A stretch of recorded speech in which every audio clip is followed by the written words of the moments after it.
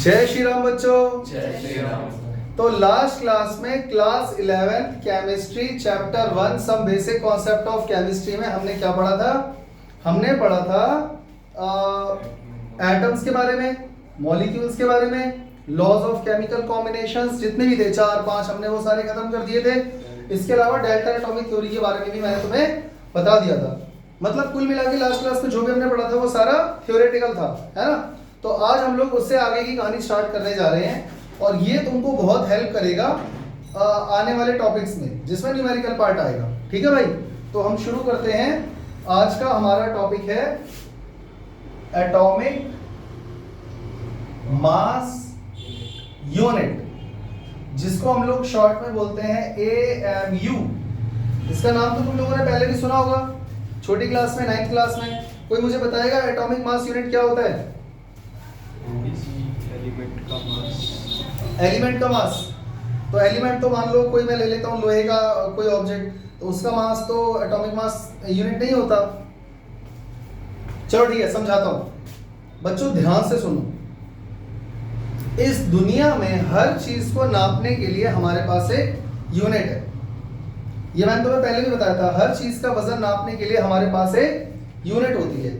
जैसे मान लो इंसान की हाइट नापनी है तो फीट में नापोगे, बिल्डिंग की हाइट नापनी है तो मीटर में नापोगे, दिल्ली और मुंबई का डिस्टेंस किस में नापोगे? किलोमीटर में। तो वैसे ही वजन नापने के लिए अलग अलग यूनिट होते हैं और जितना भारी वजन होता है उतनी सारी हमारे पास यूनिट्स अवेलेबल है। जैसे मान लो मुझे नापना है हाथी का वजन, तो मैं किस में नापूंगा? टन में। टन में नापेंगे, या क्विंटल में भी चलेगा। व्हेल का वजन भी टन में, क्विंटल में नाप सकते हैं। बात समझ में आ रही है? इंसान का वजन किस में नापोगे? किलोग्राम में। और अगर छोटी चीजों में जाओ तो दाल सब्जी सब किलो में आ जाता है। सोना चांदी नापते हैं तो उसके लिए ग्राम्स में हम लोग चले जाते हैं, मिलीग्राम तक में चले जाते हैं। तो मान लो अगर मैं तुम लोगों से ये कहूं कि मुझे सर्टेन एलिमेंट के एटम का मास बताओ, मेरी बात समझे? बहुत सारे एलिमेंट्स होते हैं, उनमें से कोई भी एक एटम ले लो और मुझे सिर्फ एक छोटे से एटम का मास बताओ। मान लो ये एटम है, एटम का मास। तो एटम का मास नापने के लिए आपके पास कोई यूनिट है? अगर तुम ये कहोगे कि सर मैं 0.00 बहुत सारे जीरो लगा दूंगा और फिर जो भी वैल्यू आएगी और फिर उसके पीछे केजी लिख दूंगा या ग्राम लिख दूंगा, तो वो ठीक है, चलेगा। लेकिन सवाल ये है कि एग्जैक्टली उसी के कंपैरेबल कोई यूनिट है आपके पास? जैसे मान लो मेरी हाइट है, मान लेते हैं 1.5 मीटर, मान लेते हैं, मानने में कुछ नहीं जा रहा। या किसी इंसान की हाइट मान लेते हैं 1.5 मीटर ले लेते हैं, ठीक है।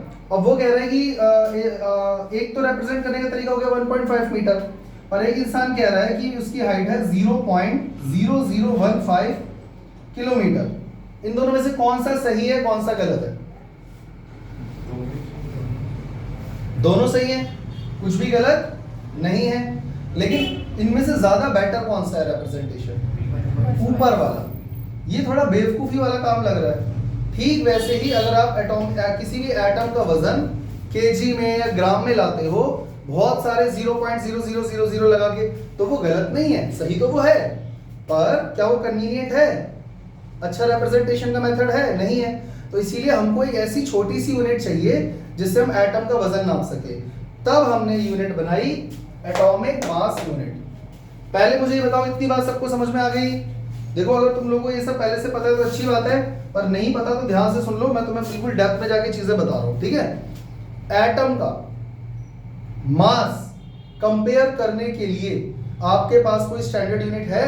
तो वो यूनिट है एटॉमिक मास यूनिट। उसको हमने क्या नाम दिया? AMU। कोई दिक्कत यहां तक? अब ये AMU क्या है, इसको कैसे डिफाइन करें? तो उसके लिए पहले कहानी सुन लो। बच्चों हमने क्या करा, हमने एक एटम लिया, मान लो ये एटम है कार्बन 12 का, समझ गए भाई? यूनिट बना रहे हो तो कुछ तो उठाओगे ना, उसको डिफाइन करोगे। तो हमने कार्बन 12 एटम लिया। कार्बन 12 का मतलब होता है, देखो कार्बन के बहुत सारे आइसोटोप होते हैं, कार्बन 12, कार्बन 13, कार्बन 40, ये सब कार्बन की क्या है? आइसोटोप। तो इनमें से मैंने कौन सा आइसोटोप लिया है? मैंने इनमें से वो वाला आइसोटोप लिया है जो नेचर में सबसे ज्यादा एग्जिस्ट करता है। तो ये 99% एग्जिस्ट करता है नेचर में। तो मैंने कार्बन 12 का एक एटम ले लिया। कितने एटम ले लिए? फिर मैंने चाकू से इसको काट काट के इसे कितने टुकड़े कर दिए? 12। मैंने इसके कितने टुकड़े कर दिए? अरे तरबूज देखा है? तरबूज, तरबूज को काटते हो ना तो कैसा हो जाता है? वो ऐसा हो जाता है ना, काटने का ऐसे ऐसे ऐसे ऐसे तो काटते हो, फिर खाते हो उसको, करते हो ना ऐसा। तो कार्बन 12 एटम के मैंने कितने टुकड़े कर दिए बच्चों? 12। इसमें से जो एक टुकड़ा निकलकर आएगा इसी को हमने नाम दे दिया AMU। कितने बच्चों को बात समझ में आ गई? बात समझ में आ गई ना? कार्बन 12 आइसोटोप के 12 टुकड़े करे तब जो एक टुकड़ा हमारे हाथ लगा, एक टुकड़ा, उसका जितना भी वजन होगा उसी को हम लोग क्या बोलते हैं? Atomic mass unit. यानी आज से इसी को हम इस्तेमाल करेंगे बाकी एटम्स का वजन नापने के लिए। मेरी बात समझ में आ गई? समझ, जैसे तराजू होता है ना, तराजू में एक तरफ हम लोग वेट रखते हैं, एक तरफ आलू रखते हैं, तो जो वेट है वो क्या है? स्टैंडर्ड फिक्स क्वांटिटी है ना, यूनिट है ना। तो ठीक वैसे ही हम लोग अब तराजू में अगर इधर एटम का वजन नाप रहे हो कोई भी एलिमेंट का, तो इस तरफ किसको रखोगे कंपेयर करने के लिए? इसको। ये कौन है? AMU। ये कब आया? जब कार्बन 12 आइसोटोप के हमने 12 टुकड़े करे, तो उसमें से एक टुकड़े का जो वजन है उसको हम बोलते हैं AMU। कितने बच्चों को बात समझ में आ गई? हाँ, उन्होंने 12 ही करे। देखो जो IUPAC बोलेगा वही तो हमें सुनना और मानना पड़ेगा। तो उन्होंने उसके 12 ही टुकड़े करे। अगर आप चाहते तो और भी कर सकते थे या और कम भी कर सकते थे। तो उन्होंने इसका जो 12वां हिस्सा लिया उसी को हमने नाम दे दिया AMU। आगे बात समझ में? तो इसको अभी थोड़ा और डिटेल में समझेंगे। पहले इसको डिफाइन करते हैं। What is AMU? 1 AMU या फिर atomic mass unit is the mass which is exactly equal to the mass of is equal to the mass of 1/12 इसको हम लोग ऐसे भी लिख सकते हैं 1/12 ऑफ कार्बन 12 आइसोटोप। अब ये डेफिनेशन बच्चों को याद इसलिए नहीं होती क्योंकि इसमें 12 दो बार आ गया है। एक तो कार्बन 12 वाला 12 आ गया है और एक बार ये 12 डिवाइड कर दिया, तो कभी समझ ही नहीं आता कि क्या हो रहा है। कुछ भी नहीं है बच्चों, कार्बन 12 तो आइसोटोप है कार्बन का, और टुकड़े कितने करे गए हैं? 12। इतनी बात समझ में आ गई? तो इसने क्या बोला? 1 एटॉमिक मास एक इतना वजन है, कितना वजन है? जो एग्जैक्टली किसके इक्वल होगा? 1/12 ऑफ कार्बन 12 आइसोटोप। कार्बन 12 वाले आइसोटोप का 12वां हिस्सा। इतनी बात सबको समझ में आ गई? इसको डिनोट किससे करते हैं? इट इज डिनोटेड बाय, या तो AMU लिख देते हैं या फिर कुछ लोग इसको शॉर्ट में U भी बोल देते हैं। U का मतलब क्या होता है बच्चों? यूनिफाइड मास। यहां तक क्लियर हो गया सबको?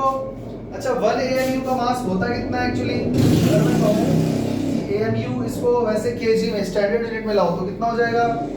ये होता है 1.66 into 10⁻⁻27 kg या फिर 1.66 into 10⁻⁻24 ग्राम।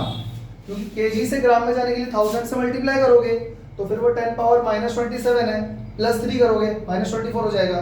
सही है? तो ग्राम में लाना है तो -24, kg में लाना है तो -27। कोई दिक्कत? यानी आज के बाद जब भी किसी एटम का वजन नापा जाएगा तो तराजू में एक तरफ वो एटम रख देंगे और एक तरफ AMU। कोई दिक्कत? इतनी गाली सबको समझ में आ गई? चलो ठीक है, इसको मैं इरेज कर दूं, इसको इरेज कर दूं, कर दिया। तो मान लो बच्चों जैसे ऐसे ऐसे नकली का एक तराजू बना लेते हैं, ठीक है?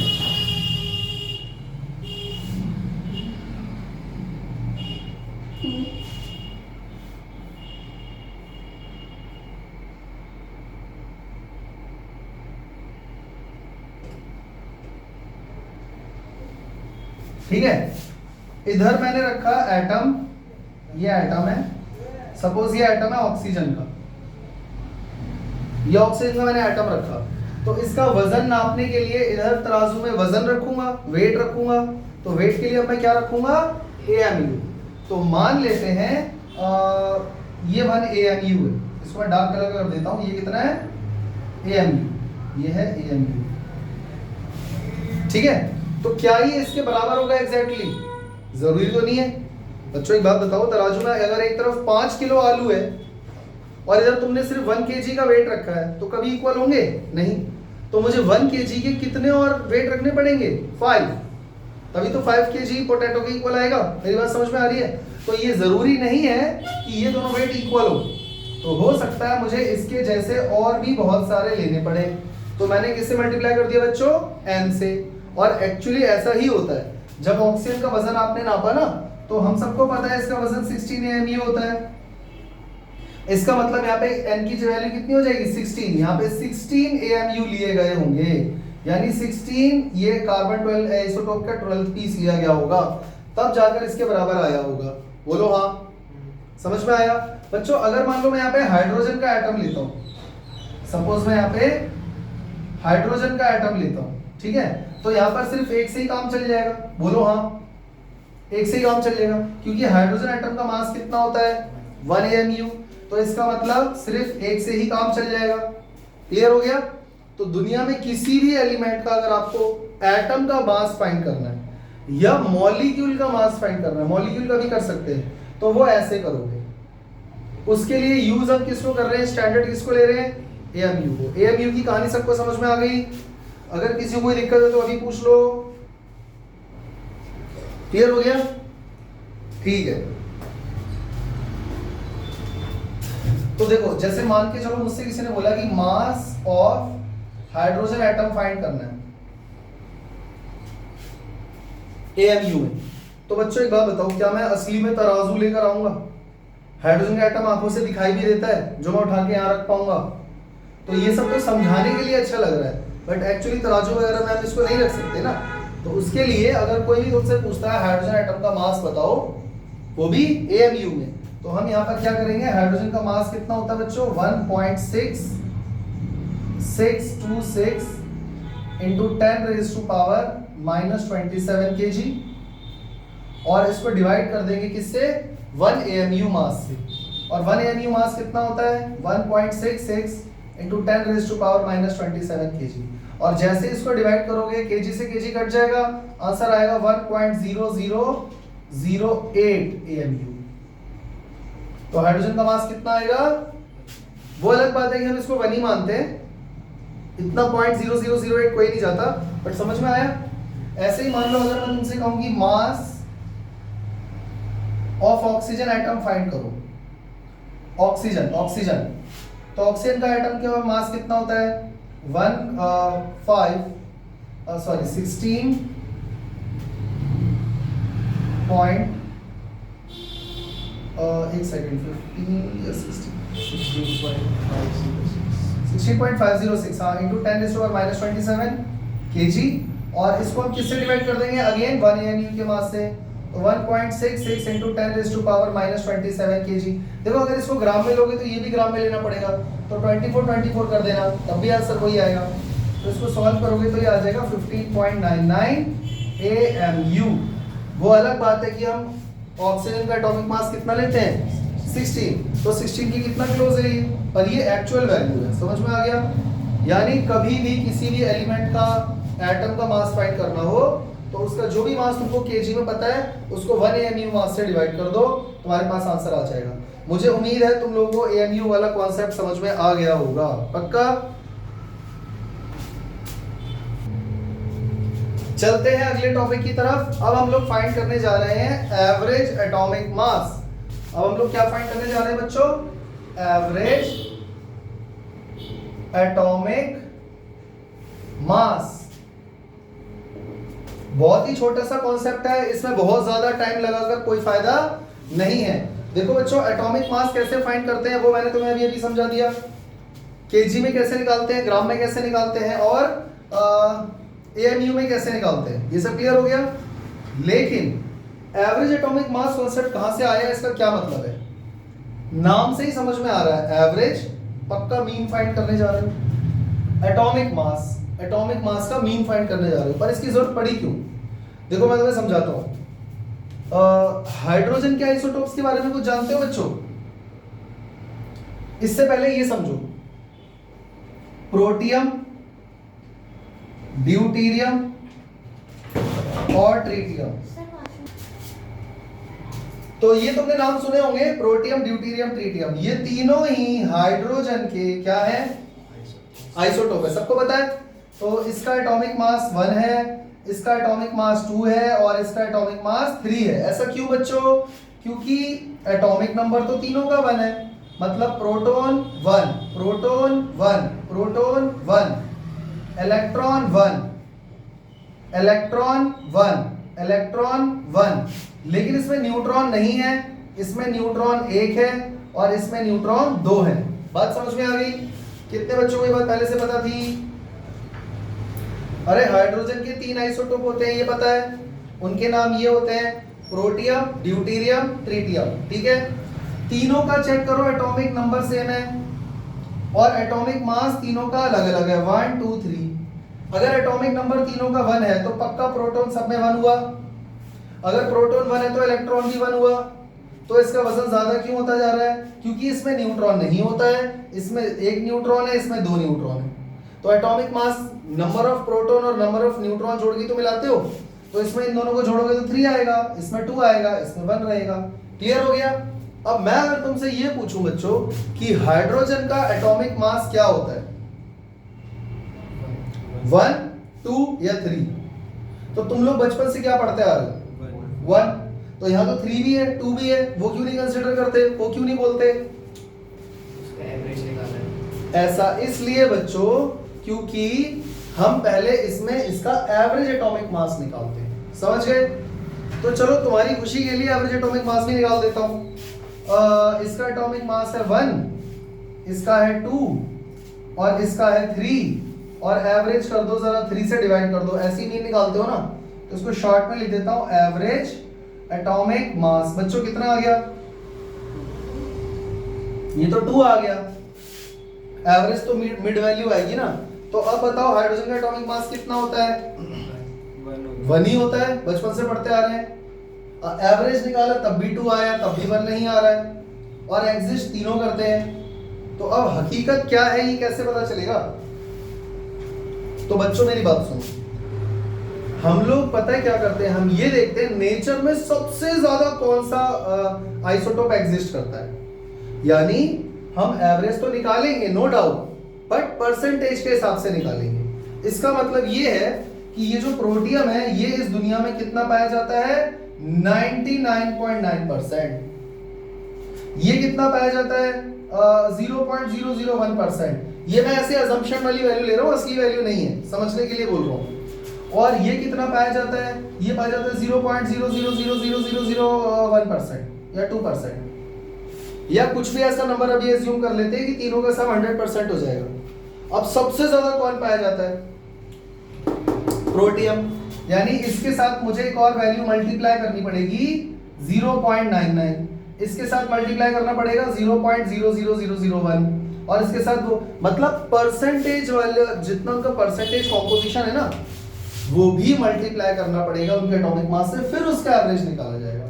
मेरी बात सबको समझ में आ गई? और जब तुम ऐसा करोगे तब तुम्हें पता चलेगा कि हाइड्रोजन का एटॉमिक मास 1.0008 ANU होता है। बात समझ में आ गई? करके देखिए एक बारी। चलो ठीक है, तो एक काम करते हैं, ये कार्य तो समझ में आ गई ना, अभी मैं इसको मिटा नहीं रहा। मैं इसमें क्या ही लिखूं, मतलब इसको हम ऐसे लिख सकते हैं, when ever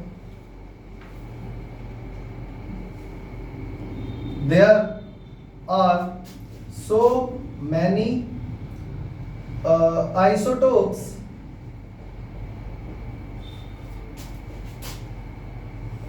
of different atomic mass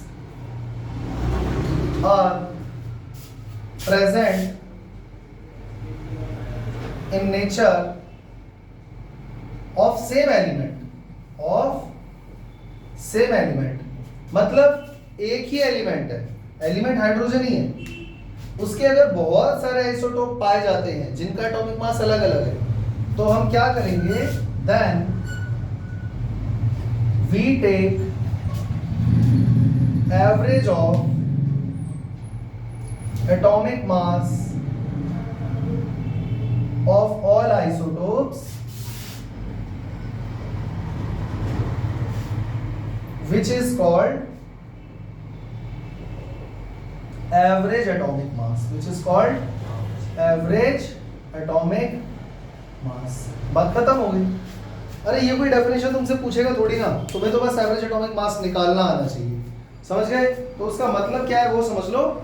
और ये कॉन्सेप्ट सिर्फ वहीं लगाना है जहाँ पे आइसोटोप पाए जाते हैं। अगर मान लो किसी का आइसोटोप नहीं पाए जाते तो वहां पे ये पढ़ना करना ही नहीं पड़ेगा, वहां तो सीधा एक ही एटॉमिक मास है वही याद करना पड़ेगा। समझ में आ गया सबको? तो एक काम करते हैं, एक एनसीईआरटी का डाटा उठाते हैं।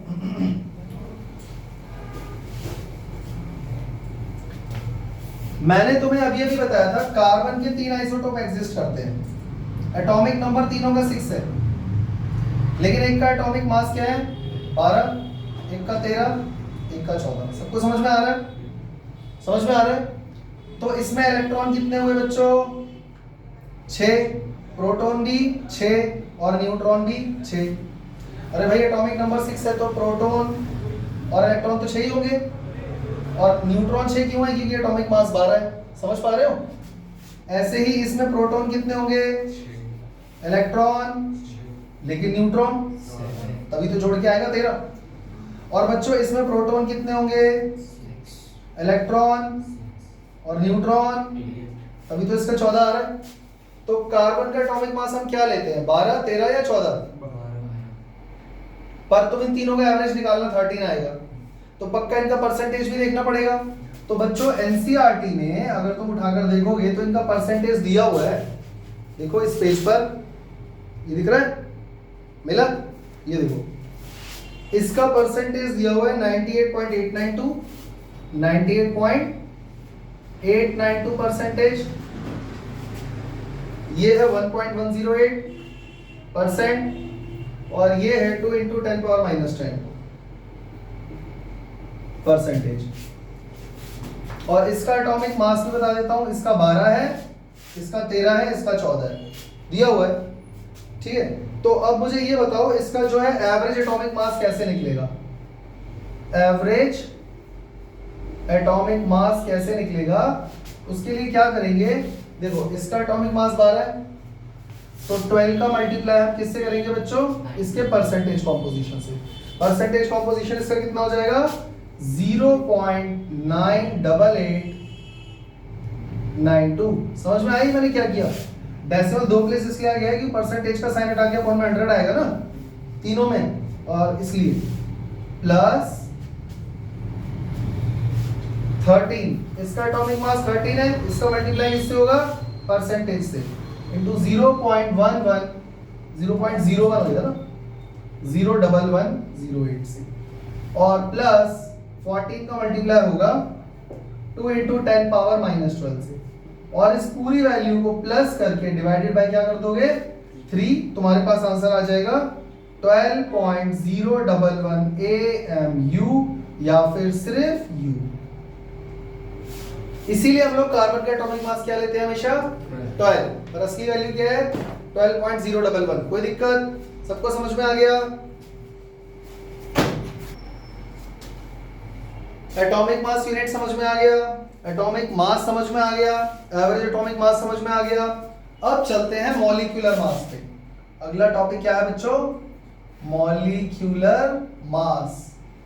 मैंने तुम्हें अभी अभी थोड़ी देर पहले बताया था कि वो जो एटॉमिक मास यूनिट है वो इतनी छोटी यूनिट है कि वो न सिर्फ एटम का वजन तौल के दे देगा बल्कि मॉलिक्यूल का भी दे देगा, क्योंकि मॉलिक्यूल भी उसी रेंज में ही आता है। ऐसा तो नहीं कि मॉलिक्यूल एटम से बहुत ही बड़ा है, भाई मॉलिक्यूल भी तो एटम से मिलके बन रहा है, 2 एटम 3 एटम, है ना? तो इसमें तुम्हें ना तो कोई डेफिनेशन पूछने वाला है, ना तुमसे इसमें कोई ये सब पूछेगा, तुम्हें मॉलिक्यूलर मास फाइंड करना आना चाहिए। ठीक है, तो क्या करते हैं इसमें, जैसे मान के चलो CH4 है और मुझे इसका मॉलिक्यूलर मास फाइंड करना है, तो कार्बन का एटॉमिक मास कितना होता है? 12.011 प्लस हाइड्रोजन का कितना होता है? 1 1.008 इंटू 4 करना पड़ेगा क्योंकि हाइड्रोजन तो 4 है। तो बच्चों कितना हो गया?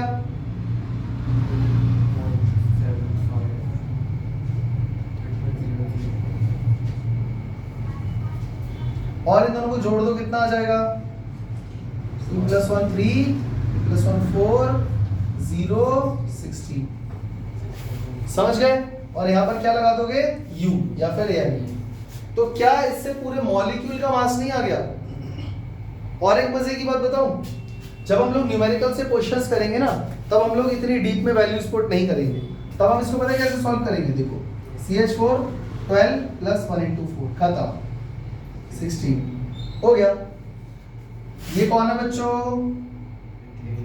नाम सुना है कभी इसका? तो बताओ फिर ग्लूकोज का नाम क्या होता है? C6H12O6। चलो बताओ कितना हो जाएगा इसका? कार्बन 6 है ना, तो 6 × 12 हो जाएगा। हाइड्रोजन 12 है तो 12 × 1 हो जाएगा। ऑक्सीजन 6 है तो 16 × 6 हो जाएगा। ठीक है? अगर तुम्हें इनकी एग्जैक्ट वैल्यू पता है एग्जाम में, तो तुम ये एग्जैक्ट वैल्यू पुट करके ही सॉल्व करना। समझ गए? लेकिन अगर वैसे नॉर्मल न्यूमेरिकल कर रहे हो, अगर किसी में ऐसी जरूरत पड़ जाए मॉलिक्यूलर मास निकालने की, तो तुम्हें पूरा ये सब डेसिमल में लेके जरूरत नहीं, सीधा ऐसे कर देना। कितना हो गया? कितना हो गया? कितना हो गया? सर टेबल नहीं आते, इन तीनों को प्लस करो।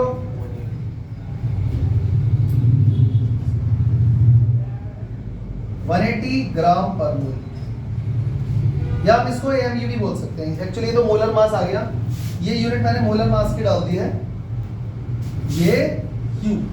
समझ में आ गया? ऐसे ही और बताओ किसका निकालोगे? CO2 का बता दो। 12 + 16 × 2 कितने हो गए?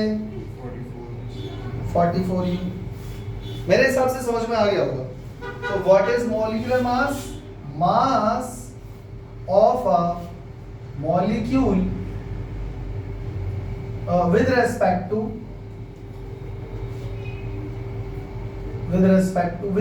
को as compared to भी बोल सकते हो, as compared to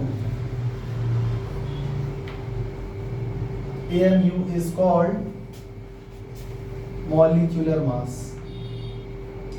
और मैं तुम्हें अभी एक और चीज और बता देता हूं, अगर कभी न्यूमेरिकल्स में मोलर मास निकालने को बोले, बाद में जब हम न्यूमेरिकल्स करेंगे तब वो तुम्हें एक टर्म बार बार बोलेगा मोलर मास, उसमें भी सेम यही करना होता है। सबको समझ में आ गया? मोलर मास निकालने को बोले, मॉलिक्यूलर मास निकालने को बोले, यही करना है। क्लियर? अगला topic formula mass. Formula mass ये ऐसे टॉपिक हैं जो सिर्फ तुम्हारा टाइम वेस्ट करते हैं, लेकिन इनकी नॉलेज होना जरूरी है। देखो मॉलिक्यूलर मास और फॉर्मूला मास में क्या डिफरेंस है तुम लोग मुझे बताना। बच्चों मान लो मेरे पास NaCl है और सोडियम का मास कितना होता है? 23। क्लोरीन का कितना होता है? 35.5। सबको पता है? जोड़ के बताओ कितना आया? 58.8 U। कोई दिक्कत? KCl पे आ जाओ, K का कितना होता है पोटेशियम का? 39। और Cl का कितना हो गया?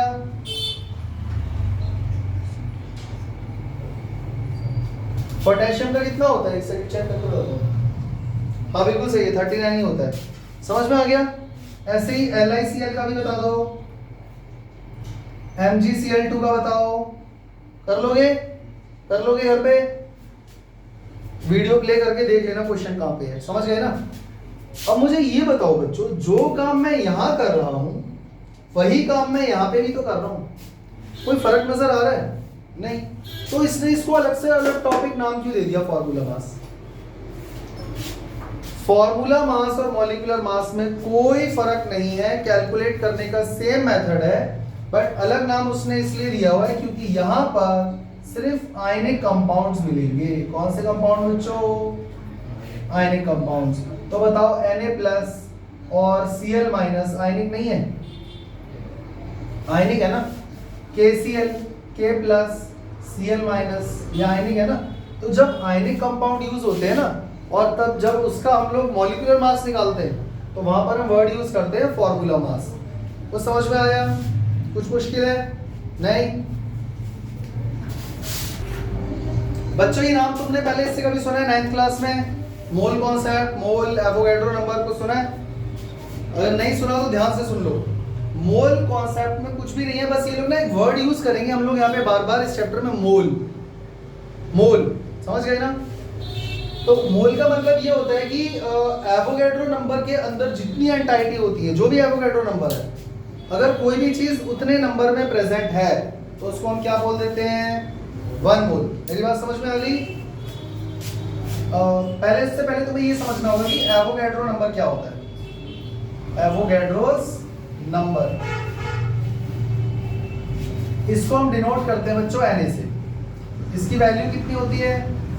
6.022 into 10 raised to power 23 entities. इतनी बात सबको समझ में आ गई? और कोई भी चीज अगर इतनी है, इतनी संख्या में है, तो हम उसको क्या बोल देते हैं? 1 मोल। क्या बोल देते हैं? 1 मोल। यानी कि the number 6.022 into 10 raised to power 23 is symbolized as Na, यानी एवोगैड्रोस नंबर, एंड हाँ, कोई भी चीज अगर इतनी संख्या में है तो उसको क्या बोलेंगे? Avogadro number. और मोल कॉन्सेप्ट में इतना समझ लो बस कि 1 mole is equal to Na entities, और फिर चाहे वो कुछ भी हो, यानी कि 6.022 into 10 raised to power 23 entities.